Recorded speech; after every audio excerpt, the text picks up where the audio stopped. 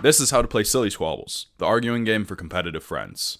To sum this game up into just one example, imagine you and a friend debating about why Dwight Schrute would make a better undercover cop than Bill Nye the Science Guy, while a third friend judges based on who was more funny, creative, and compelling in their argument. If you like getting into heated and absurd debates with your friends without ruining relationships, this is 100% the game for you. The rest of this video will go into how to play with more detail. If you're looking to get Silly Squabbles as a gift, you can find that on Amazon or at sillysquabbles.com. To win a round in this game, you've got to have the most funny, creative, and compelling argument in defense of your character card based on the squabble card at play. A squabble card has a black background and a prompted question on it. There are 195 cards in this game, including thousands of combinations. You won't run out anytime soon. You can first decide to play in teams if you have 5 or more people, or as individuals if you have 5 or less. Let's say in this example, you and 3 friends are playing Silly Squabbles.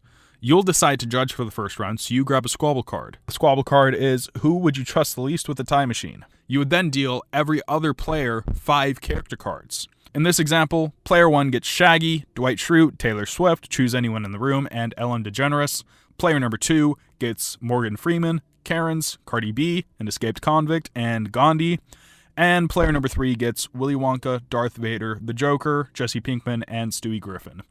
Give everyone a moment to decide which character card they'll be arguing in defense of, and once everyone has decided, you can start a 5-minute timer and listen and moderate as the 3 other players argue with each other over why their card should win this round. Once the 5 minutes is up, you ended up deciding that player number 1 should win the round because they had the most funny, creative, and compelling argument. However, player number 3 thinks that they should have won, so they throw down what's known as a rebuttal card. A rebuttal card is a specialty card that each player only gets to use once over the entire game. This card gives them 30 uninterrupted seconds to convince the judge to change a decision that they had just made. This can be played for themselves or strategically in defense of somebody else to prevent a third player from winning the game before they themselves get the chance to. However, the judge decided that player number 1 should still win, so they moved on to round number 2. At the end of each round, the person judging will rotate 1 player to the left.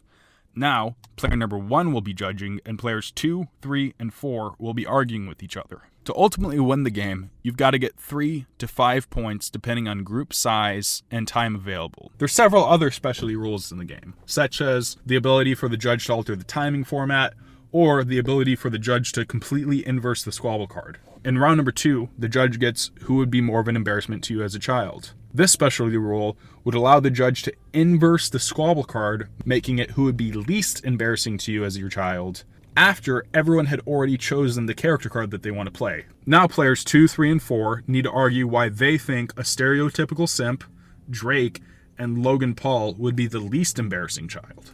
And for any questions or requests for a custom expansion pack of Silly Squabbles, you can email